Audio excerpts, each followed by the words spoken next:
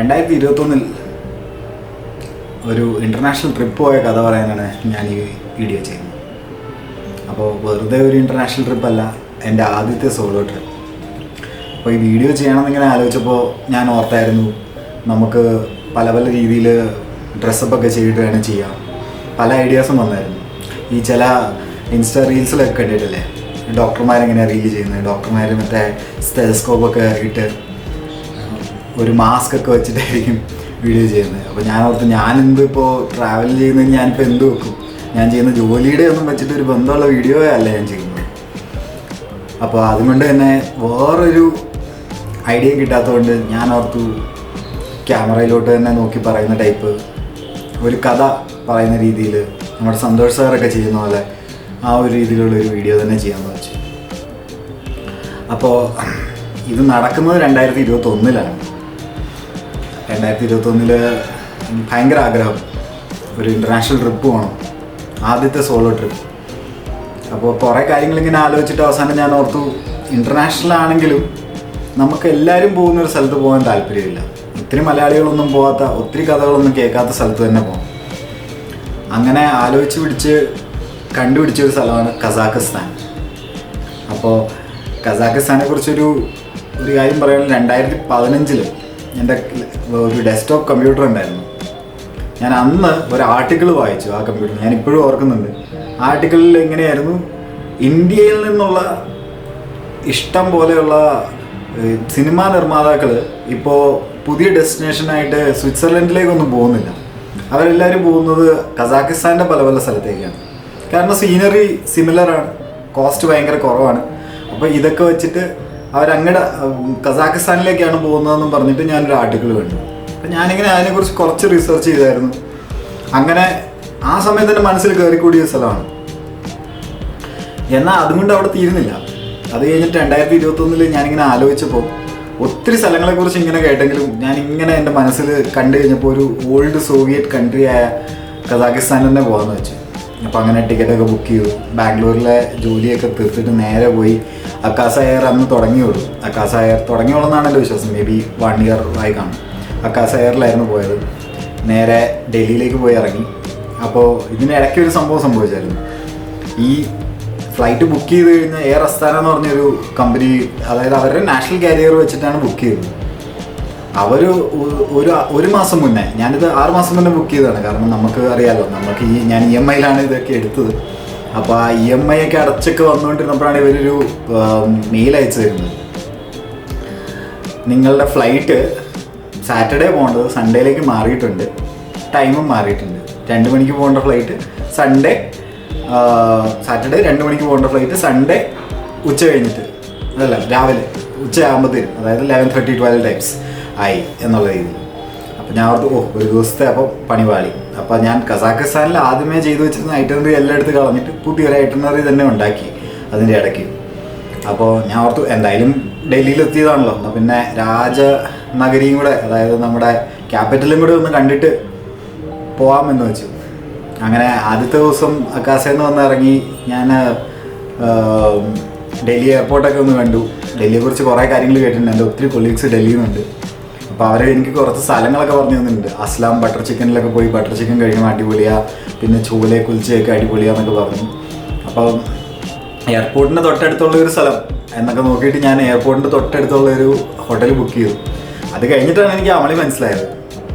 എയർപോർട്ടിൻ്റെ അടുത്തെന്ന് പറഞ്ഞാൽ എയർപോർട്ടിൽ നിന്ന് 2-3 കിലോമീറ്റർ ഉണ്ട്. എയറോ സിറ്റിയുടെ അടുത്താണ്. എന്നാൽ സ്ഥലത്തിൻ്റെ പേര് മഹിപാൽപൂർ എന്നാണ്. ഇപ്പോൾ ഒത്തിരി ഡൽഹിയിൽ ഡൽഹിയിൽ നിന്ന് ഇത് കാണുന്നുണ്ടെങ്കിൽ അവർക്ക് കാര്യം പിടി കിട്ടിയിട്ടാണ്.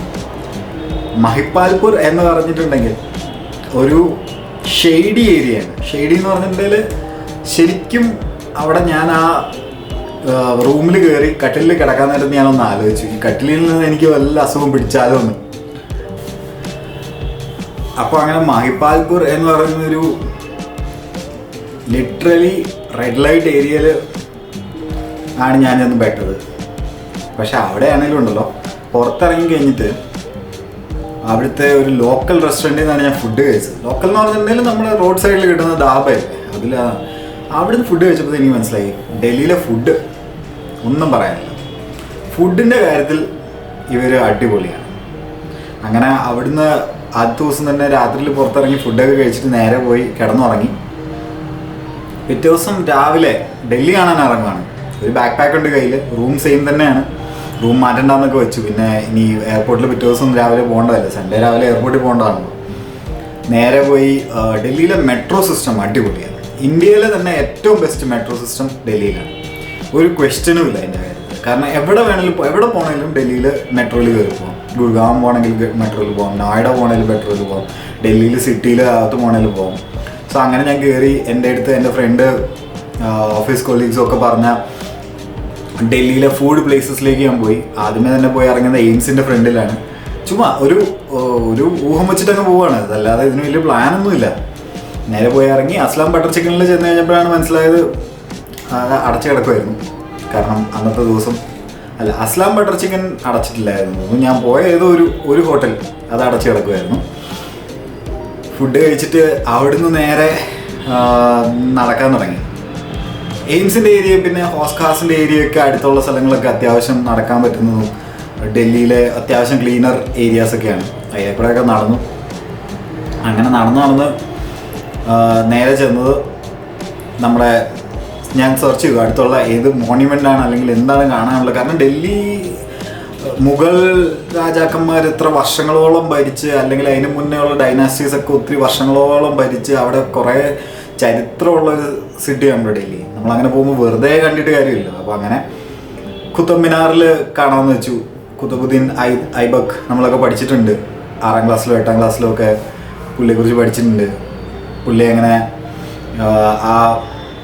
ആ നിർമ്മിതി കുത്തബ് മിനാർ എന്ന് പറയുന്ന വലിയ നിർമ്മിതി കാണാമെന്ന് വെച്ചാൽ അവിടെ ചെന്നു. എന്നാൽ അവിടുത്തെ ക്യൂ കണ്ടപ്പോൾ എനിക്ക് മനസ്സിലായി, കുത്തബ് മിനാറിൻ്റെ അത്രയും ഹൈറ്റിൽ തന്നെ അവിടെ ക്യൂ ഉണ്ടായിരുന്നു. അതുകൊണ്ട് ആ പരിപാടി ഞാൻ വേണ്ടാന്ന് വെച്ചു. അവിടുന്ന് വീണ്ടും നടന്ന് മെട്രോ സ്റ്റേഷനിലേക്ക് വീണ്ടും നടന്നിട്ട് ചാന്ദി ചോക്കൊക്കെ പോയി കണ്ട് റെഡ് ഫോർട്ട് കാണാമെന്ന് വെച്ചു. അപ്പോൾ നടക്കാൻ തുടങ്ങി. കുറച്ച് നേരം നടന്ന് മടുത്തു. കുറച്ച് നടന്നപ്പം ഞാൻ അവിടെ ഒരു പാർക്കിൽ കയറിയിരുന്നപ്പം അവിടെ കുട്ടികൾ കളിക്കുന്നുണ്ട്. കാരണം അത് സാറ്റർഡേ ആണല്ലോ, കുട്ടികളെ എല്ലാം പേരൻസ് കൊണ്ടുവന്നിട്ട് കുറേ പിള്ളേർ അല്ലാതെയും ക്രിക്കറ്റ് കളിച്ചുകൊണ്ടിരിക്കുക. അപ്പോൾ 1-2 പ്രാവശ്യം പന്തിൻ്റെ അടുത്തോട്ട് വന്നപ്പോൾ ഞാൻ തിരിച്ചെറിഞ്ഞു കൊടുത്തപ്പോൾ അവർ വന്നിട്ട് പറഞ്ഞു, ഭയ്യ അബ്ബി ഖേലോ ഹമാരെ സാത്ത് എന്ന് പറഞ്ഞിട്ടുണ്ടെങ്കിൽ നമ്മുടെ കൂടെ കളിക്കാൻ കൂടുമോന്ന്. അപ്പോൾ നമ്മൾ വിട്ടുകൊടുക്കുമോ? നമ്മൾ മറ്റേ മാങ്ങാണ്ടിയാറാണേലും, മാങ്ങാണ്ടിയാർ എന്നൊക്കെ പറഞ്ഞാൽ നമ്മുടെ നാട്ടിൽ മറ്റേ ഈ റബ്ബറിൻ്റെ ഇടയ്ക്കൊക്കെ എറിഞ്ഞിട്ടുള്ള പരിചയമല്ലേ ഉള്ളൂ, ഡൽഹിയിൽ പോയിട്ട് എറിഞ്ഞിട്ടുള്ള പരിചയമൊന്നുമില്ലല്ലോ. എന്നാൽ കുഞ്ഞു കുട്ടികളായതുകൊണ്ട് ഞാൻ അവരുടെ കൂടെ ക്രിക്കറ്റ് ഒരു മണിക്കൂറോളം ഞാൻ അവിടെ നിന്ന് ക്രിക്കറ്റ് കളിച്ചു. അത്രയ്ക്ക് ഞാൻ ക്രിക്കറ്റ് ആസ്വദിച്ച് കളിച്ചു കുറേ നാൾ കൂടിയാണ്. അങ്ങനെ ക്രിക്കറ്റ് കളിച്ച് അവർക്ക് എന്നെ വിടാൻ താല്പര്യമില്ലായിരുന്നു. അവർ ഒരാൾ ഷോർട്ടാവുമല്ലോ, അപ്പോൾ അവർ ഭയങ്കര സന്തോഷത്തോടെ എന്നെ കൂട്ടിയേക്കുന്നു. ക്രിക്കറ്റ് കളിച്ചിട്ട് അപ്പം തന്നെ ഞാൻ ഫോട്ടോ എടുത്തിട്ട് ഞാൻ ഇൻസ്റ്റാഗ്രാമിൽ ഇട്ടു. എന്താണെന്ന് വെച്ചിട്ടുണ്ടെങ്കിൽ വിരാട് കോഹ്ലി ഞാനും ഒരേ സിറ്റിയിലാണ് ക്രിക്കറ്റ് കളിച്ച് വളർന്നതെന്നൊക്കെ. അത്രയും സന്തോഷമുണ്ടായിരുന്നു. ആ ഒരു ക്രിക്കറ്റ് കുട്ടികളുടെ കൂടെ കളിക്കാൻ നല്ല രസമുണ്ടായിരുന്നു. അത് കഴിഞ്ഞിട്ട് നേരെ അവിടുന്ന് വീണ്ടും ബാഗൊക്കെ എടുത്ത് ഞാൻ വേർത്ത് കുളിച്ചിട്ടാണ്. ഒരു ജുബ പോലത്തെ ഒരു ടീഷർട്ട് നമ്മുടെ കിട്ടുമല്ലോ, അതിട്ടിട്ടാണ് ഞാൻ നടക്കുന്നത്. അങ്ങനെ നേരെ എയിംസ് മെട്രോയിൽ തിരിച്ചു ചെന്ന് കയറി. എയിംസ് ആണെന്നാണ് എൻ്റെ വിശ്വാസം. ആ മെട്രോയിൽ അടുത്തുള്ള മെട്രോ സ്റ്റേഷനിൽ പോയിട്ട് തിരിച്ചു ചെന്ന് കയറി. എന്നിട്ട് ചാന്ദി ചോക്കിലേക്ക് വിട്ടു. ചാന്ദി ചോക്കിൽ എനിക്ക് തോന്നുന്നു 2 സ്റ്റേഷൻ, ഒരു പ്രാവശ്യം മാറണമെന്ന് തോന്നുന്നു, അത്ര ഓർമ്മയില്ല. എന്നാലും ഒരു പ്രാവശ്യം മാറി ചാന്ദി ചോക്കിൽ പോയി ഇറങ്ങിയപ്പോഴാണ് എനിക്ക് മനസ്സിലായത് ഡൽഹി ശരിക്കും എന്താണെന്ന്. എല്ലാം മാറി, ഐഡിയാസ് എല്ലാം മാറി, നമ്മുടെ ഡൽഹിയെക്കുറിച്ചുള്ള എല്ലാ ഐഡിയയും മാറി. അപ്പോൾ കാരണം എന്താ വെച്ചിട്ടുണ്ടെങ്കിൽ മൊത്തത്തിൽ ഇഷ്ടം പോലെ ആൾക്കാർ അവിടെ നിന്ന് ഒരു മുട്ടുസൂചി മുകളിൽ താഴേക്ക് ഇട്ടിട്ടുണ്ടെങ്കിൽ നിലത്തെത്തുമെന്ന് എനിക്ക് തോന്നുന്നില്ല. അതുപോലത്തെ ആൾക്കാർ ഇങ്ങനെ നിരന്ന് ഇങ്ങനെ നിൽക്കുന്നു മെട്രോ സ്റ്റേഷനിലേക്ക് ഇറങ്ങിയിട്ട്. അവിടെയും ഇവിടെയായിട്ട് കുറേ കുരങ്ങന്മാർ, പശു എന്ന പഴയ ബിൽഡിങ്സ് കാണാൻ കൊള്ളാവുന്ന ബിൽഡിങ്സ് ഇതിൻ്റെ ഇടയ്ക്കുണ്ട്. ഇത് ആർക്കിയോളജിക്കൽ സൈറ്റ് ഇന്ത്യയിൽ മൊത്തം, കേരളത്തിലൊക്കെ ആണെങ്കിലുണ്ടല്ലോ ഈ സാധനം വന്നിട്ട് മൊത്തം കോർഡൺ ഓഫ് ചെയ്തിട്ട് ഇവർ മിക്കവാറും എടുത്തു വെക്കും. കാരണം ഇത്രയും മിക്കവാറും പഴയതായിരിക്കും. പല സാധനങ്ങൾ കണ്ടിട്ട് പഴയ ഡൽഹിയിൽ നിന്ന് കൊണ്ടുവന്ന സാധനങ്ങളാണെന്ന് കണ്ടാൽ തന്നെ മനസ്സിലാവും. എന്നിട്ട് അവിടെ നിന്ന് നേരെ നടന്ന് പുറത്തോട്ട് ഇറങ്ങി. ചാന്ദി ചോക്ക് മാർക്കറ്റ് ഉണ്ട്. അപ്പോൾ അവിടെ ഒരു ഗുരുദ്വാര ഉണ്ട്. നമ്മൾ നേരെ നടന്ന് ചെല്ലുന്ന ഒരു ഗുരുദ്വാരയിലേക്കാണ്. ആ ഗുരുദ്വാരയൊക്കെ ഉണ്ട്. പോകുന്ന വഴിക്ക് മൊത്തം ഫുഡ് കഴിക്കുന്നുണ്ട്. അതിന് മാത്രം ഒരു കുറവില്ല. കാരണം ഇവിടെ ഡൽഹിയിൽ വന്നിട്ട് ഡൽഹി പേടിക്കണം എന്ന് എല്ലാവരും പറഞ്ഞിട്ടുണ്ട്. ഡൽഹിയിൽ നിന്ന് കഴിക്കുന്ന സാധനങ്ങളൊക്കെ ചിലപ്പം ഷെറെന്ന് പറഞ്ഞ് ഇറങ്ങി പോകാനുള്ള എല്ലാ ചാൻസും ഉണ്ട്. എന്നാൽ അവിടെ പോയിട്ട് കഴിക്കാതെ പോകുന്നുണ്ട് ഭയങ്കര നഷ്ടമാണല്ലോ. അപ്പോൾ ഡൽഹിയിൽ നിന്ന് കഴിക്കാൻ പറ്റുന്ന സാധനങ്ങളെല്ലാം മറ്റേ ഈ ബട്ടറും ഒക്കെ ഇട്ടിട്ട് ബട്ടർ സ്വീറ്റൻ ചെയ്തിട്ടുള്ള ഒരു സാധനം ഉണ്ട് അവരുടെ മലായി എന്തോന്ന് പറഞ്ഞിട്ടുള്ള സാധനമാണ്. അപ്പോൾ ആ സാധനമൊക്കെ കഴിക്കുന്നു. അവിടെ റോഡ് സൈഡിൽ ഫുള്ള് ഫുഡ് വെൻഡേഴ്സും എല്ലാം ഉണ്ട്. അപ്പോൾ എല്ലാം കഴിച്ച് അങ്ങനെ നടന്നു ചെല്ലുമ്പോഴാണ് ദൂരെ ഇന്ത്യയുടെ ഒരു പതാകയും ഒക്കെ ആയിട്ടൊരു ചുമല സാധനം ഇങ്ങനെ നിൽപ്പുണ്ട്, റെഡ് ഫോർട്ട്. നമ്മൾ ഈ ഇതിൽ മാത്രം, അതായത് ഇൻഡിപെൻഡൻസ് ഡേയും റിപ്പബ്ലിക് ഡേ പരേഡിനും മാത്രം കണ്ടിട്ടുള്ള റെഡ് ഫോർട്ട് അതിസുന്ദരമായിട്ടുള്ളൊരു സ്ഥലമാണ്. ഒന്നും പറയാനില്ല. കാരണം എന്താണെന്ന് വെച്ചിട്ടുണ്ടെങ്കിൽ ഡൽഹിയുടെ ആ സറൗണ്ടിങ്ങിൻ്റെ കുറേ പ്രശ്നങ്ങളുണ്ടെങ്കിൽ ആ റെഡ് ഫോർട്ട് കണ്ടു കഴിയുമ്പോൾ നമുക്ക് മനസ്സിലാവും ഇവിടെ ഇതാണ് ക്യാപിറ്റൽ, ഇതാണ് സ്ഥലം. അപ്പോൾ നമ്മളിങ്ങനെ നടന്ന ആ ഗുരുദ്വാരയൊക്കെ കാണാൻ നല്ല രസം. അതിങ്ങനെ നടന്ന് അത് കഴിഞ്ഞിട്ട് ഈ നടന്ന് പോകുമ്പം ചുറ്റും ആൾക്കാരാണ്. ഇവിടെ ഉറപ്പായിട്ടും പോക്കറ്റ് അടിക്കാൻ എല്ലാ ചാൻസും ഉണ്ടെന്ന് എനിക്കറിയാം. അതുകൊണ്ട് ബാഗ് ഫ്രണ്ടിലേക്കൊക്കെ ഇട്ട് ക്യാമറ അതിൻ്റെ മുകളിലൊക്കെ വെച്ച് എപ്പോഴും ക്യാമറയിൽ ഒരു വള്ളി പിടിച്ചിട്ടുണ്ടല്ലോ, ആ വള്ളി ഞാൻ ചുറ്റിയാണ് പിടിച്ചേക്കുന്നത്. ക്യാമറ എങ്ങാനും പോയിട്ടുണ്ടെങ്കിൽ തീർന്നു. അതുകൊണ്ട് അങ്ങനെ റെഡ് ഫോർട്ടിൻ്റെ ഫ്രണ്ടിലേക്ക് എത്തിയപ്പോഴത്തേനും അവിടുന്ന് തിരിച്ചു വരാനോ അങ്ങോട്ട് പോകാനോ ഒക്കെ ഭയങ്കര ബുദ്ധിമുട്ടാണ്. കാരണം ഈ ആൾക്കാരൊന്ന് ഒരു വശത്തേക്കാണ് എപ്പോഴും മൂവ് ചെയ്തുകൊണ്ടിരിക്കുന്നത്. എല്ലാവരും പുറത്തോട്ടും ഇങ്ങനെ മൂവ് ചെയ്തുകൊണ്ടിരിക്കുക. അപ്പോൾ ഈ ആൾക്കാരുടെ ഇടയ്ക്കോടെ റിക്ഷോ, മറ്റേ സൈക്കിൾ റിക്ഷോ ആയിരുന്നു. നമ്മുടെ നാട്ടിലൊന്നും വലിയ കാര്യമായിട്ടില്ലാത്ത സാധനമാണ്. സൈക്കിൾ റിക്ഷോ ചീറിപ്പായിരുന്നു.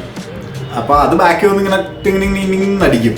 അപ്പോൾ നമ്മൾ മാറിക്കൊടുക്കണം, അല്ലെങ്കിൽ നമ്മുടെ അവർ എല്ലാം കയറ്റിക്കൊണ്ട് പോകും. അപ്പോൾ അങ്ങനെ അതൊക്കെ കണ്ട് നേരെ തിരിച്ച് ആ സമയമായപ്പോഴത്തേനും ഒരു 3:30 ആയപ്പോഴത്തേനും 4 മണി ആയപ്പോഴത്തേനും ഞാൻ മടുത്തു. കാരണം ഫുൾ ഡേ ഞാൻ വാക്കിംഗ് ആയിരുന്നു. ഞാൻ പുറത്ത് ഏത് സ്ഥലത്ത് പോയാലും ഞാൻ ഒത്തിരി നടക്കാൻ ഞാൻ ശ്രമിക്കും. കാരണം ഞാൻ ഇവിടെയാണെങ്കിലും നടക്കുന്നതാണ്, എനിക്ക് നടക്കാൻ വലിയ താല്പര്യമാണ്.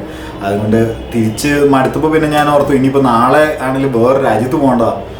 അപ്പോൾ നേരെ പോയിട്ട് നമ്മുടെ ഹോട്ടലിലേക്ക് തിരിച്ച് മെട്രോ സ്റ്റേഷനിൽ കയറാൻ വേണ്ടി നിന്നു. മെട്രോ സ്റ്റേഷൻ നല്ല ക്യൂ ആണ്. ഒരു 100-150 പേരുണ്ട് ആ മെട്രോ സ്റ്റേഷനിൽ. അത് പോയി ക്യൂ നിന്ന് കയറുക, അല്ലാതെ വേറെ ഓപ്ഷൻ ഇല്ല. കാരണം അവിടുന്ന് ഊബർ വിളിച്ച് പോകാൻ നോക്കിയിട്ട് ആ ഒരു നിൽക്കുന്ന സ്ഥലത്തുനിന്ന് ഊബർ വരാൻ ഒരു ചാൻസും ഇല്ല. അതൊക്കെ വാക്കിങ്ങിന് തന്നെ ബുദ്ധിമുട്ടുള്ള സ്ഥലമാണ്. അപ്പോൾ നേരെ പോയി മെട്രോയിൽ ക്യൂ നിന്ന് തന്നെ കയറി തിരിച്ച് 2-3 മെട്രോ സ്റ്റേഷൻ എന്തോ മാറി തിരിച്ച് നമ്മൾ എയറോ സിറ്റിയിൽ വന്ന് ഇറങ്ങി തിരിച്ച് നടന്ന് മഹിപാൽപൂർ വന്നിട്ട് നല്ല ഉറക്കം ഇറങ്ങി. കാരണം പിറ്റേ ദിവസം രാവിലെ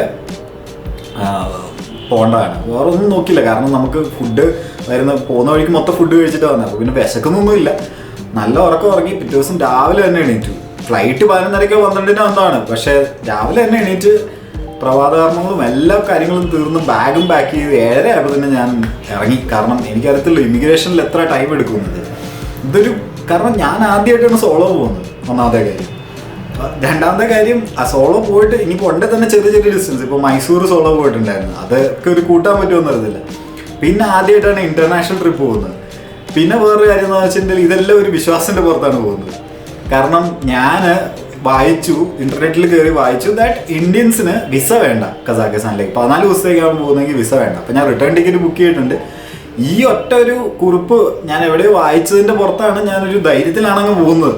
അപ്പം രാവിലെ തന്നെ എയർപോർട്ടിൽ എത്തിയപ്പോൾ തന്നെ വയറിലൊരു കാരണം എങ്ങാനും ഇവർ സമ്മതിച്ചില്ലെങ്കിലോ, ഇത്ര കാശൊക്കെ മുടക്കിയതല്ലേ, വെറുതെ നാണക്കേടും ആവും. ഓഫീസിലെല്ലാം പറഞ്ഞിട്ടാണ് പോകുന്നത്. ഞാനിപ്പോൾ കസാഖിസ്ഥാനൊക്കെ കണ്ടിട്ട് വരാം, പോകുന്ന മറ്റേ എയർ സ്ഥാനിലൊക്കെയാണ്. അപ്പോൾ ഓഫീസിലുള്ളവരെല്ലാം കുറച്ചൊക്കെ പേടിച്ചു. കാരണം ഇത് എന്താ എയറോഫ്ലോട്ടിൻ്റെയൊക്കെ എപ്പോഴും ഈ തകർന്നു വീഴുന്നതിൻ്റെ ദൃശ്യങ്ങൾ മാത്രമല്ല നമ്മൾ കണ്ടിട്ടുള്ളൂ. അപ്പോൾ അത് കഴിഞ്ഞിട്ട് നേരെ പോയി ചെന്നത് എയർപോർട്ടിൻ്റെ എൻട്രി കയറി. അപ്പോൾ ഒരു ചെറിയൊരു സമാധാനമായി. സമയത്തൊക്കെയാണ്, ഇനി എന്തെങ്കിലും സംഭവിച്ചാലും അവരോട് സംസാരിക്കാം. ചെക്കിനിൽ ചെന്ന് എയർ ആസ്താനയുടെ ഇന്ത്യക്കാരാണ് മൊത്തം ഇരിക്കുന്ന സന്തോഷം. അപ്പോൾ അവരോട് ടിക്കറ്റ് കാണിച്ചപ്പോൾ അവരൊന്നും പ്രശ്നമൊന്നും പറഞ്ഞില്ല, വിസയുടെ ഒന്നും ചോദിച്ചില്ല. പക്ഷേ എൻ്റെ ബാഗ് കണ്ടപ്പോൾ ഒരു പ്രശ്നം പറഞ്ഞു. 2 ബാഗുണ്ട്. അവർ അലോട്ട് ചെയ്തിരിക്കുന്ന ഒരു ബാഗ് 7 kg ഏറ്റവും വില കുറഞ്ഞ ടിക്കറ്റാണല്ലോ എടുത്തത്. ഒബ്വിയസ്ലി അവരെ പറഞ്ഞിട്ട് കാര്യമില്ല. പക്ഷേ അവർ ബാഗ് തൂക്കിയപ്പം 7 കിലോയ്ക്ക് മുകളിൽ 1 കിലോ ആയിട്ടുണ്ട്. അപ്പോൾ അവർ പറഞ്ഞ് ഇതിന് പേ ചെയ്യണം. അപ്പം ഒരെണ്ണം ചെക്കിനിൽ കയറ്റി വിടുകയും വേണം. അപ്പോൾ ഞാൻ പറഞ്ഞു എൻ്റെ തുണിയുള്ള ബാഗ് എന്നാൽ ചെക്കിനിൽ കയറ്റിക്കും. അതിനപ്പം തന്നെ 4000 രൂപയുടെ അടിച്ചത്, 4000 രൂപയുടെ ബില്ലടിച്ചത്. 4000 രൂപ അങ്ങനെ പോയി. അത് പിന്നെ പോട്ടെ, അവിടെ വരെ ചെന്നതല്ലേ. എന്നിട്ട് നേരെ പോയി സെക്യൂരിറ്റി കഴിഞ്ഞു, ഇമിഗ്രേഷനിലേക്ക് ചെന്നു. പേടിച്ച് ചെല്ലുന്നത്. പുള്ളി നോക്കിയിട്ട് ഫസ്റ്റ് ടൈം ട്രാവലിംഗ് എന്നൊക്കെ ചോദിച്ചു. അപ്പോൾ ഞാൻ പറഞ്ഞു yes sir, my first time, but hope to have a great trip എന്നൊക്കെ ഉള്ള രീതിയിലൊക്കെ കുറച്ച് ഞാൻ അങ്ങോട്ടും വാചകമൊക്കെ അടിച്ചു. അത് കഴിഞ്ഞിട്ട് പുള്ളി നോക്കിയിട്ട് പറഞ്ഞു വെർ ഇസ് യുവർ വിസ. അപ്പോഴാണ് ഞാൻ visa sir, Kazakhstan is visa free for Indians for 14 days. Oh yes Kazakhstan right എന്ന് പറഞ്ഞിട്ട് പുള്ളി സ്റ്റാമ്പ് അടിച്ചിട്ട് കയറിക്കോളാൻ പറഞ്ഞു. അപ്പോഴാണ് ഒരു മനസമാധാനം വേണ്ടത്. ഇത്രയും ടൈമിലുണ്ടായിരുന്ന പേടിയെല്ലാം കൂടെ പോയി. അകത്ത് കയറി പിന്നെ ഞാൻ നേരെ ഫുഡ് കഴിക്കാൻ പോയി. കാരണം ഇത്ര നേരം ഫുഡ് കഴിക്കാൻ പറ്റിയില്ല, എനിക്ക് പേടി കാരണം ഫുഡ് കഴിച്ചിട്ടില്ല. സത്യം പറയാം, പേടി കാരണം ഫുഡ് കഴിക്കാത്ത. അത് കയറി കാശായാലും കുഴപ്പമില്ല എന്ന് വെച്ചു. നല്ല ഫുഡ് പോയി കഴിച്ചു. 11 മണി എന്ന് പറഞ്ഞാൽ 10 മണിയായപ്പോൾ തന്നെ അവർ ബോർഡിങ് തുടങ്ങി. അവർ ടിക്കറ്റ് നോക്കി കയറി ഇരുന്ന് ഫ്ലൈറ്റിൽ 11:30 കറക്റ്റ് തന്നെ ഫ്ലൈറ്റ്, മേ ബി ഒരു 10 മിനിറ്റ്സിൻ്റെ ഡിഫറൻസ് അവിടെ എവിടെയെങ്കിലും ഉണ്ടെങ്കിലും ഫ്ലൈറ്റ് ടേക്ക് ഓഫ് ചെയ്തു.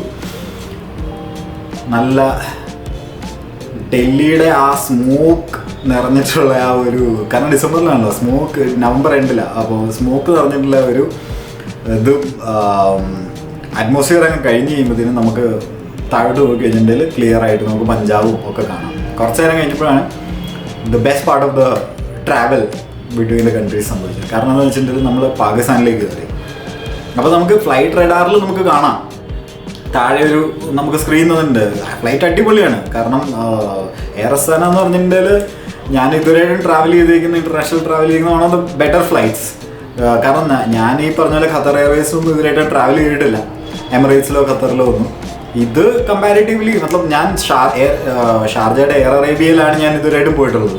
അപ്പോൾ ഷാർജ എയർ അറേബ്യയെക്കാളും എന്തായാലും ഇത് ഞാനിപ്പോഴത്തെ കാര്യമായിട്ട് പറഞ്ഞത്, ഷാർജ എയർ അറേബ്യയിൽ ഈ റീസെൻ്റ്ലി പോയിട്ട് പിന്നെ കാര്യം. അപ്പോൾ അതിനേക്കാളും എന്തായാലും അടിപൊളിയാണ്. കാരണം ഇവർ ഇൻ ഫ്ലൈറ്റ് എൻ്റർടൈൻമെൻറ്റ് ഉണ്ട് ഇതിൻ്റെ അത്. മറ്റേ ഷാർജയിലും ഉണ്ട്, എയർ അറേബ്യയിലും ഉണ്ട്, എന്നാലും അതിലും നല്ലതാണ് കുറച്ചുകൂടെ. അത് പോരാത്തതിന് ഇതിൻ്റെ അകത്ത് മുസ്ലിം മീലും ഹിന്ദു മീലും ഉണ്ട്. അതിൻ്റെ അകത്ത് ഞാൻ മുസ്ലിം മീൽ തന്നെയാണ് എടുത്തത്. കാരണം അതിൻ്റെ അകത്ത് നമുക്കറിയാമല്ലോ മലയാളികളാണ്, ഇറച്ചിയുണ്ട്, ഇറച്ചി ഉള്ളത് കൊണ്ട് തന്നെ ഞാനത് എടുത്തു. അത് പോരാതെ ഫ്ലൈറ്റിൽ ഓഫ്കോഴ്സ് ഗൂസ് ഉണ്ട്. പിന്നെ കാരണം അഫ്കോഴ്സ് അല്ല, കാരണം വേറെ ഇപ്പോൾ ഉള്ള ഇൻ്റർനാഷണൽ ഫ്ലൈറ്റ്സിലൊന്നും തന്നെ ഇല്ല. കാരണം ഈ 30,000 ആണ് എനിക്ക് ഈ ഫ്ലൈറ്റിനായത്. ആ ഫ്ലൈറ്റിൻ്റെ 30,000 വർത്താണ്, ഭയങ്കര വർത്താണ്. അങ്ങനെ ഇങ്ങനെ പാകിസ്ഥാൻ്റെ മുകളിൽ കൂടെ പറഞ്ഞുകൊണ്ടിരിക്കുമ്പോഴാണ് ഞാൻ താഴോട്ട് നോക്കുന്നത്. ആദ്യമായിട്ട് ഒരു ഇന്ത്യക്കാരൻ എന്ന നിലയിൽ നമുക്ക് ഒരിക്കലും പോകാൻ പറ്റില്ല എന്നുള്ള ആലോചിച്ചിരിക്കുന്ന ഒരു സ്ഥലങ്ങളിലൊന്നാണ് പാകിസ്ഥാൻ. എന്നാൽ ആകാശത്ത് നിന്നെങ്കിലും അത് കണ്ട് നല്ല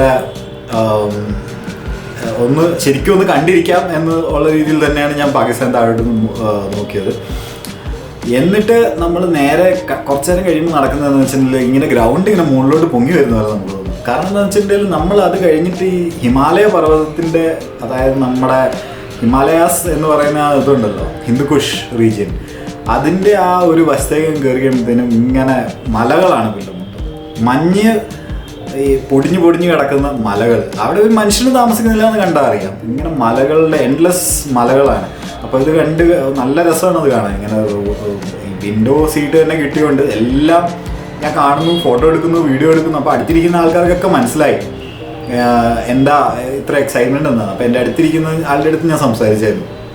ഒരു പെൺകൊച്ചാണ്. അപ്പോൾ പുള്ളിക്കാരത്തി അവിടെ മെഡിക്കലിന് പഠിക്കുന്നതാണ്. ഇന്ത്യയിൽ നിന്ന് ഒത്തിരി ആൾക്കാർ, അപ്പോഴാണ് എനിക്ക് മനസ്സിലായി, ഇന്ത്യയിൽ നിന്ന് ഒത്തിരി ആൾക്കാർ അവിടെ മെഡിസിൻ പഠിക്കുന്നുണ്ട്. മെഡിസിൻ്റെ ഒരു ഹബ്ബാണ് കസാഖിസ്ഥാൻ. ഈ ഓൾഡ് സോവിയറ്റ് കൺട്രീസ് ഉണ്ടല്ലോ, കിർഗിസ്ഥാൻ, കസാഖിസ്ഥാൻ, തജിക്കിസ്ഥാൻ, ഈ 3 മെഡിക്കലിൻ്റെ ഹബ്ബുകളാണ്. അപ്പോൾ അങ്ങനെ ഈ ഇവരോട് ഞാൻ സംസാരിച്ച് അഫ്ഗാനിസ്ഥാനും കണ്ടു, അവസാനം തജിക്കിസ്ഥാൻ കണ്ടു, കിർഗിസ്ഥാൻ കണ്ടു. അങ്ങനെ പതുക്കെ റൗണ്ട് അടിച്ച് അൽമാട്ടിയിൽ എത്താറാകുമ്പോൾ നമുക്ക് കാണാമല്ലോ നെക്സ്റ്റ് 20 മിനിറ്റ്സിൽ ഡിസെൻഡ് ചെയ്യുമെന്ന് എഴുതിയിട്ടുണ്ട്. അപ്പോൾ ഇങ്ങനെ കറങ്ങി വന്നു കഴിഞ്ഞാൽ ആദ്യമായിട്ട് നമുക്ക് അൽമാട്ടിയുടെ മലനിരകൾ കാണാം. അൽമാട്ടി എന്ന് പറഞ്ഞിട്ടുണ്ടെങ്കിൽ സിറ്റി ഉണ്ടല്ലോ, ഒരു കുഴിക്കാതിരിക്കുന്ന പോലെയാണ്. സോ ബേസിക്കലി അതിൻ്റെ ചുറ്റും മലകളാണ്, അതും സ്നോ ക്ലാഡ് മലകൾ, നല്ല സ്നോ ഉള്ള മലകൾ. അതിൻ്റെ ഇടയ്ക്കോടെ ഉള്ള സ്പേസിൽ കൂടെയാണ് നമ്മൾ വന്ന് ലാൻഡ് ചെയ്യുന്നത്. അപ്പോൾ അൽമാട്ടി ഇവരുടെ ഏറ്റവും ലാർജസ്റ്റ് സിറ്റിയാണ് കസാഖിസ്ഥാൻ്റെ. അതായിരുന്നു ഇവരുടെ പഴയ സോവിയറ്റ് കാലത്തെ ഇവരുടെ ക്യാപിറ്റൽ ഇതായിരുന്നു. പിന്നെ ഇപ്പോൾ പുതിയ പ്രസിഡന്റ് 1991 സോവിയറ്റ് യൂണിയൻ കൊളാപ്സ് ആയി കഴിഞ്ഞ പിന്നെ പുതിയ പ്രസിഡന്റ് വന്ന പിന്നെയാണ് ഇവർ പുതിയ ക്യാപിറ്റലായ അസ്താന എന്ന് പറയുന്ന സ്ഥലം ചൂസ് ചെയ്തത്. അസ്താന, നൂർ സുൽത്താൻ എന്നുള്ള പേരൊക്കെ മാറ്റി അത് കഴിഞ്ഞിട്ട്. കാരണം നൂർ സുൽത്താൻ നസർബായേവ് ആയിരുന്നു ഇവരുടെ പ്രസിഡന്റ്. അയാളുടെ പേരിലേക്ക് നൂർ സുൽത്താൻ എന്നുള്ള രീതിയിലൊക്കെ മാറിയായിരുന്നു. അത് കഴിഞ്ഞിട്ട് തിരിച്ചു മാറ്റി. എങ്ങനെയായാലും നമ്മളിങ്ങനെ കറങ്ങി ഇങ്ങനെ വന്ന് അൽമാട്ടിയിലേക്ക് ഇറങ്ങാറായതിന് ഒരു സന്തോഷം, എന്നാൽ ഒരു ചെറിയ പേടി. കാരണം ഇതുവരെയായിട്ട് ഇന്ത്യൻ ഇമിഗ്രേഷനൊക്കെ കയറ്റി വിട്ടു. ഇനി കസാക്കിലെ ഇമിഗ്രേഷൻ ഇനിയിപ്പോൾ അവർ കസ്റ്റംസ് ഇമിഗ്രേഷൻ എന്നെ കയറ്റിയില്ലെങ്കിലോ എന്നുള്ളൊരു ചെറിയ പേടി. അപ്പോൾ ഞാൻ ഇതും ഇങ്ങനെ ഇറങ്ങി ചിരിക്കുന്ന എയർ ഹോസ്റ്റസ്മാരോടൊക്കെ ചിലപ്പോൾ ഇപ്പം തന്നെ തിരിച്ച് കാണേണ്ടി വരും എന്നുള്ള രീതിയിൽ ഞാനും ചിരിച്ചൊരു ബൈ ഒക്കെ പറഞ്ഞിട്ട് നേരെ ഇറങ്ങി ഇമിഗ്രേഷനിൽ ചെന്നു. പാസ്പോർട്ട് ചോദിച്ചു. പാസ്പോർട്ട് ഇങ്ങനെ പുള്ളി ഒന്ന് നോക്കി, you travelling from India? Yes travelling from India എന്നുള്ള രീതിയിൽ ഞാൻ പറഞ്ഞു. അപ്പോൾ പുള്ളി പാസ്പോർട്ട് നോക്കി. അതുകൊണ്ട് പുള്ളിയുടെ ഒരു ചെറിയൊരു ഭൂതക്കണ്ണാടി പോലത്തെ ഒരു സാധനമുണ്ട്, അതൊക്കെ വെച്ചിട്ട് പുള്ളി ഇങ്ങനെ എന്തൊക്കെയോ ഒക്കെ നോക്കി കഴിഞ്ഞിട്ട് ഒറ്റ ഇത് അടിച്ചു പോക്കളാണ്. അപ്പോൾ ഞാൻ ഓർത്തു സന്തോഷം, രക്ഷപ്പെട്ടു.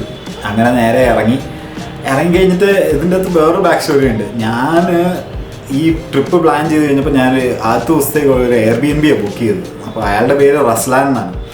റസ്ലാൻ എന്നോട് പറഞ്ഞായിരുന്നു, ഒന്നും പേടിക്കണ്ട, ആദ്യമായിട്ട് വരുന്നതാണെങ്കിലും ഞാൻ എയർപോർട്ടിൽ വന്ന് പിക്കപ്പ് ചെയ്തോളാം. പുള്ളിക്ക് അങ്ങനത്തെ സർവീസ് ഉണ്ട്, Airbnb ബുക്ക് ചെയ്താൽ. വലിയ വിലയൊന്നുമില്ല, 2000 രൂപയുടെ Airbnb ആണ് പെർ നൈറ്റ്. പക്ഷേ 2000 രൂപ പുറത്തേക്കൊക്കെ പോകുമ്പോൾ നമുക്കൊരു വലിയ എമൗണ്ട് അല്ലല്ലോ. അപ്പോൾ ഞാനിങ്ങനെ ഭയങ്കര സന്തോഷത്തിൽ പുള്ളി എന്നോട് പറഞ്ഞായിരുന്നു, ഇവിടെ വന്നു കഴിയുമ്പോഴത്തേനും സിം എടുത്തിട്ട് എന്നെ ഒന്ന് വിളിക്കും. പുള്ളിയുടെ നമ്പർ ഇതൊക്കെ തന്നെ. ഞാൻ പെട്ടെന്ന് തന്നെ പോയി സിം എടുത്തു. എന്നിട്ട് പുള്ളിയുടെ നമ്പറിൽ വാട്സാപ്പിൽ ഞാൻ വിളിച്ചു. അപ്പം പുള്ളി പറഞ്ഞു, ഞാൻ പോലീസിൻ്റെ ഒരു ഔട്ട് പോസ്റ്റ് ഉണ്ട്, അതിൻ്റെ ഫ്രണ്ടിൽ ഞാൻ കണ്ടേക്കാമെന്ന് പറഞ്ഞു. ഞാൻ ഇറങ്ങി ഓടി സിമ്മൊക്കെ എടുത്ത് കാശൊക്കെ എടുത്തിട്ട് ഞാൻ ഇറങ്ങി കഴിഞ്ഞപ്പോൾ പുള്ളി താണ്ട് പുറത്ത് വെയിറ്റ് ചെയ്യുന്നുണ്ട്. പുള്ളിയുടെ ഓടിച്ചാടിയും പുള്ളിയോട് ഹായ് ഒക്കെ പറഞ്ഞു. പുള്ളിക്ക് സന്തോഷമായി കണ്ടു കഴിഞ്ഞപ്പം. അപ്പോൾ നേരെ പുള്ളി എന്നെ കൊണ്ട് കാറിലേക്ക് പോയി. കാർ നോക്കിയപ്പോൾ ഒരു SUV, നല്ല ഒന്നാന്തരം SUV.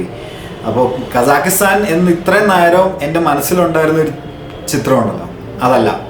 കസാക്കിസ്ഥാൻ ശരിക്കും ഒരു യൂറോപ്പാണ്. അപ്പോഴാണ് എനിക്ക് മനസ്സിലായി യൂറോപ്പാണ്. കാരണം റോഡുകളും എല്ലാം അടിപൊളി, വണ്ടികളാണെങ്കിലും എല്ലാം അടിപൊളി. മെർസിഡീസും മറ്റേ കാണാത്ത വണ്ടികളും എല്ലാം ഉണ്ട് ഇഷ്ടം പോലെ. അപ്പോൾ ഈ വണ്ടികളെല്ലാം കണ്ട് നേരെ പുള്ളിയുടെ വണ്ടിയിൽ കയറി ഇരുന്നപ്പോൾ ആ വണ്ടിക്കകത്ത് ഓൾറെഡി ഒരാൾ ഇരിപ്പുണ്ട്. അപ്പോൾ ഞാനൊന്ന് ശ്രദ്ധിച്ച് നോക്കി. അപ്പോൾ പുള്ളി പറഞ്ഞില്ല, ഒന്നും പേടിക്കണ്ട, എൻ്റെ വൈഫാണ്. പുള്ളിയുടെ വൈഫ് എലേന എന്തായിരുന്നു പേര്. അപ്പോൾ പുള്ളിക്കാരി എന്നോട് പറഞ്ഞു, വെൽക്കം ടു കസാക്കിസ്ഥാൻ എന്നൊക്കെ പറഞ്ഞു. ഇവർ റഷ്യൻ വംശജരാണ്. കസാക്കിസ്ഥാൻ്റെ ഒരു നല്ല കാര്യവും എന്താണെന്ന് വെച്ചിട്ടുണ്ടെങ്കിൽ ഇവിടെ ഒരു റഷ്യൻസിൻ്റെ ഒരു 30% റഷ്യൻസാണ്, എസ്പെഷ്യലി അൽമാട്ടി പോലെയുള്ള പഴയ സിറ്റികളിൽ. അപ്പോൾ ഇവിടെ എന്താ റഷ്യൻസ് എന്ന് പറഞ്ഞിട്ട് സോവിയറ്റ് കാലത്ത് ഒബ്വിയസ്ലി വന്നതാണ്. യുക്രൈനിയൻസ് ഇഷ്ടം പോലെ ഉണ്ട്. അപ്പോൾ ഒരു മാർക്കറ്റ് ഉണ്ട്, അതിൻ്റെ അത് യുക്രൈനിയൻസ് ആണ്. അങ്ങനെ പല എത്നിക് ഗ്രൂപ്പുകൾ ഇഷ്ടം പോലെയുള്ള ഒരു സ്ഥലമാണ് ഈ കസാക്കിസ്ഥാൻ്റെ ക്യാപിറ്റൽ, പഴയ ക്യാപിറ്റലായ അൽമാട്ടി.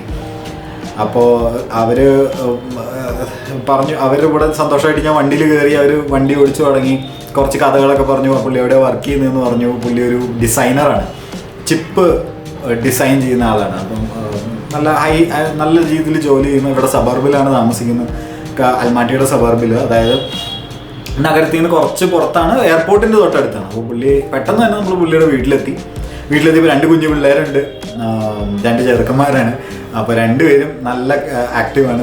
എൻ്റെ അടുത്തേക്ക് വന്ന് കുറേ നാട്ടൊക്കെ കാര്യങ്ങളൊക്കെ ചോദിക്കുന്നുണ്ട്. എനിക്കൊന്നും മനസ്സിലായില്ല. അത് വേറെ കാര്യം. ഇവരുടെ ഭാഷ നമുക്ക് റഷ്യൻ അറിയണം അല്ലെങ്കിൽ കസാഖ് അറിയണം. അപ്പോൾ ഇത് രണ്ടും അറിയത്തില്ല. പിന്നെ ഇംഗ്ലീഷ് അവർക്ക് കുറച്ചൊക്കെ, അത് 1-2-3 വാക്കുകളൊക്കെ എല്ലാവർക്കും അറിയാമെന്നല്ലാതെ ഇംഗ്ലീഷ് ഒന്നും പ്രതീക്ഷിക്കരുത്. പിന്നെ ഇപ്പോഴത്തെ കാര്യം എന്ന് വെച്ചിട്ടുണ്ടെങ്കിൽ എല്ലാം ഫോണിലുണ്ടല്ലോ. ഞാൻ ഫോണിൽ ഇങ്ങനെ റെക്കോർഡ് ചെയ്തിട്ട് മറ്റേ ഫോണിൽ ഗൂഗിൾ ലെൻസ് മറ്റേ ട്രാൻസ്ലേറ്റർ ഉണ്ടല്ലോ, അതിൽ ഞാനിങ്ങനെ കേൾപ്പിച്ചിട്ട് അവരെ കേൾപ്പിക്കും. അപ്പോൾ അവർക്ക് മനസ്സിലാവും, അവർ തിരിച്ചു പറയും. അപ്പോൾ അങ്ങനെയാണ് ഇപ്പോൾ ട്രാൻസാക്ഷൻസും അതും എല്ലാം ചെയ്തുകൊണ്ടിരുന്നത്. അതൊക്കെ പ്ലാൻ ചെയ്തിട്ടാണ് പോയത്.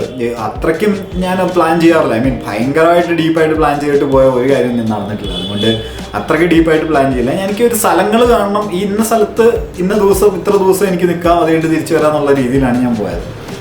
അങ്ങനെ കസാഖിസ്ഥാനിലെത്തി. അപ്പം ഇവിടെ എത്തുന്നതിന് മുന്നേ എന്നോട് റസ്ലാൻ പറഞ്ഞായിരുന്നു, നിങ്ങൾ ഫുഡൊന്നും കഴിച്ചിട്ടില്ലല്ലോ. ഞാൻ പ്ലെയിനിലിരുന്ന് നല്ല വെട്ടി കഴിഞ്ഞ് അവരാ തന്ന മീലും പിന്നെ ഏതാണ്ടോ ഡ്രിങ്ക്സൊക്കെ കുടിച്ച് ഞാൻ അവിടെ എത്തി. പുള്ളി പറഞ്ഞു ഒന്നും കഴിച്ചില്ല. അപ്പം പുള്ളി പറഞ്ഞപ്പോൾ രാത്രിയിൽ ഇപ്പോൾ വശതാലോ എന്ന് ഓർത്തിട്ട് പുള്ളി ഒരു സൂപ്പർ മാർക്കറ്റിൽ നിർത്തി. അപ്പോഴാണ് എനിക്കൊരു കാര്യം മനസ്സിലായത്, നമ്മുടെ നാട്ടുകാർ ഇവിടെ വന്നിട്ടുണ്ടെങ്കിൽ വെള്ളം അടിച്ച് കിടക്കുമല്ലാതെ വേറൊന്നും ചെയ്തില്ല. കാരണം സൂപ്പർ മാർക്കറ്റിൽ ഒരു സെക്ഷൻ ഫുള്ള് ഡെഡിക്കേറ്റഡ് ആയിട്ടുള്ളത് കുപ്പിക്ക് വേണ്ടിയാണ്. വോഡ്ക, ജിന്ന്, വിസ്കി എല്ലാ സാധനവും ഉണ്ട്. അതിൻ്റെ അകത്ത് എല്ലാം പ്രീമിയം സാധനങ്ങളൊക്കെ ഒരു ബോട്ടിലിനൊക്കെ ഒരു 600 രൂപ കൂടുതലില്ല. ബിയറൊക്കെ കുറച്ച് വെള്ളത്തിനേക്കാളും ഒക്കെ ചീപ്പറായിട്ടുള്ള ബിയറൊക്കെ ഞാൻ കണ്ടു അവിടെ. അപ്പം മനസ്സിലായി. അപ്പോൾ ഫുഡിൻ്റെ കാര്യത്തിൽ ഞാനും സോർട്ടഡ് ആയിരുന്നു. ഫുഡാണെങ്കിലും സാൻഡ്വിച്ചസും അങ്ങനത്തെ സാധനങ്ങളെല്ലാം അവിടെ ഉണ്ടായിരുന്നു. ഞാനിപ്പോൾ ഒരു സാൻഡ്വിച്ച് എടുത്ത് പാക്ക് ചെയ്തു. പിന്നെ എന്തൊക്കെ മഞ്ച് ചെയ്യാൻ വേണ്ടി കുറച്ച് സാധനങ്ങളൊക്കെ വാങ്ങിച്ച് വന്നു. അപ്പോൾ ഇത് പുള്ളിയുടെ വീട്ടിലെത്തി കഴിഞ്ഞപ്പോൾ എനിക്ക് യൂസ്ഫുൾ ആണെന്ന് തോന്നി. കാരണം എന്തായാലും പുള്ളി രാത്രിയിലേക്കൊന്നും കരുതിയിട്ടില്ല. പിന്നെ രാത്രിയിൽ ഞാൻ അവിടെ പോയി വാങ്ങിക്കാണ്, അത് സബർബാണ്, അവിടെയൊന്നും ഒരു സാധനമില്ല. ഇവരുടെ സ്വിഗ്ഗി ടൈപ്പ് ആപ്പ് ഉണ്ടോയെന്ന് തന്നെ എനിക്കറിയത്തില്ല. അപ്പോൾ പിന്നെ ആ കാര്യങ്ങളൊക്കെ വേണ്ടാന്ന് വെച്ചു. അങ്ങനെ പോയി നല്ല ഉറങ്ങാമെന്ന് വെച്ച്. പുള്ളി എനിക്കൊരു ആറ്റിക് റൂമാണ്, നല്ല സുന്ദരമായ റൂം. അവരുടെ പഴയ പിക്ചേഴ്സും അവരുടെ അമ്മൂമ്മയുടെയൊക്കെ കാലത്തുള്ള, അമ്മൂമ്മയുടെ അപ്പൂപ്പൻ്റെയൊക്കെ കാലത്തുള്ള ഫോട്ടോസും, നല്ല ഒന്നാന്തരം ഒരു ബാത്റൂമും തന്നു. ഇവരുടെയൊക്കെ ഒരു റൂമിനുണ്ടല്ലോ ഒരു ചെറിയൊരു സ്മെല്ലുണ്ട്. എന്താണെന്ന് വെച്ചിട്ടുണ്ടെങ്കിൽ ഇവർ വുഡും പിന്നെ കാർപ്പറ്റും ഒക്കെ ഇട്ടേക്കുന്നുണ്ട്. ആ കാർപ്പറ്റിൻ്റെ ഒരു സ്മെല്ലുണ്ട്, അത് ചിലർക്കൊന്നും പിടിക്കത്തില്ല. നമുക്ക് എങ്ങനെയാണെന്ന് വെച്ചിട്ടുണ്ടെങ്കിൽ നമുക്ക് ഇപ്പം നമ്മുടെ റൂമിലൊരു സ്മെല്ലുണ്ടെന്ന് നമുക്കറിയത്തില്ലല്ലോ. അതുപോലെ തന്നെ അവർക്ക് ഐ ഡോണ്ട് തിങ്ക് അവർക്ക് അത് അറിയാം. പക്ഷേ അവരെപ്പോഴും റൂം ഫ്രഷ്നറും മറ്റു സാധനമൊക്കെ യൂസ് ചെയ്യുന്നുണ്ട്, അത്രയ്ക്ക് ഇതല്ല, നോട്ടീസബിൾ അല്ല. നമ്മൾ നേരെ പോയി ഇപ്പോൾ ബാത്റൂമിലാണേലും ബാത്റൂമിൻ്റെ ആ ഒരു ചെറിയൊരു സ്മെല്ലുണ്ട്. പക്ഷേ അത് എനിക്കത്ര വലിയ പ്രശ്നമായിട്ട് തോന്നിയില്ല. വേറൊരു ബാത്റൂമിൻ്റെ കാര്യം എന്താണെന്ന് വെച്ചിട്ടുണ്ടെങ്കിൽ ടോയ്ലറ്റ് പേപ്പറാണ്, വെള്ളത്തിൻ്റെ പരിപാടിയില്ല. അപ്പോൾ ഞാൻ കുപ്പി ക്യാരി ചെയ്തിട്ടുണ്ട്. നമുക്ക് അത്രയ്ക്കും ടോയ്ലറ്റ് പേപ്പർ യൂസ് ചെയ്യാം, പക്ഷേ അത്ര വലിയ കാര്യമില്ലാത്തതുകൊണ്ട് ഞാൻ അത്രയും നോക്കിയില്ല. പിന്നെ ചെയ്യേണ്ടതെന്ന് വെച്ചിട്ടുണ്ടെങ്കിൽ ഞാൻ കുളിക്കുന്ന കാര്യം. അപ്പോൾ ഇവർക്കൊരു ബാത്ത് ടബുണ്ട്. പക്ഷേ ബാത്ത് ടബിൽ നിന്നിട്ട് വേണം കുളിക്കാൻ. ബാത്ത് ടബിൽ നമുക്ക് ഫില്ല് ചെയ്തിട്ട് വേണമെങ്കിൽ കുളിക്കാൻ. ബട്ട് ഞാൻ ഓർത്ത് എനിക്ക് ഷവറാണ് യൂസ് ചെയ്യേണ്ടത്. അപ്പോൾ ഷവർ യൂസ് ചെയ്യുന്ന ഷവർ കർട്ടൻ ഇട്ടിട്ട് ബാത്ത് ടബിൽ നിന്നിട്ട് വേണം കുളിക്കാൻ. എന്നിട്ട് കാരണം എന്ന് വെച്ചിട്ടുണ്ടെങ്കിൽ ഈ വെള്ളം പുറത്തോട്ട് ഒട്ടും പോകാൻ പാടില്ല. വെള്ളം നിലത്ത് വീണെന്ന് ഈ കാർപ്പറ്റ് എല്ലാം ചീത്തയാകും. അപ്പം അതുകൊണ്ട് തന്നെ ഇട്ടിട്ട് തന്നെ ഇതൊക്കെ ഞാൻ പഠിച്ചിട്ട് തന്നെയാണ് പോയത്. ഇങ്ങനെയൊക്കെ തന്നെയാണ് വെസ്റ്റേൺ കൺട്രീസിൽ നിന്നൊക്കെ ഉള്ള രീതിയിൽ ഞാൻ പഠിച്ചിട്ടൊക്കെയാണ് പോയത്. അങ്ങനെ കുളിയൊക്കെ കഴിഞ്ഞു, കൊണ്ടുവന്ന ഫുഡൊക്കെ എടുത്ത് കഴിച്ചു. എന്നിട്ട് ഞാൻ ഓർത്ത് നാളത്തേക്ക് എന്തൊക്കെ ചെയ്യണം എന്നുള്ള ഏകദേശം ഒരു പ്ലാനൊക്കെ ഉണ്ടാക്കി വീട്ടിലൊക്കെ വിളിച്ചു പറഞ്ഞു ഞാൻ എത്തി, ഒരു പ്രശ്നമില്ല, അടിപൊളി സ്ഥലമാണെന്നൊക്കെ പറഞ്ഞിട്ട് ഞാൻ അന്നത്തേക്ക് കിടന്നുറങ്ങി.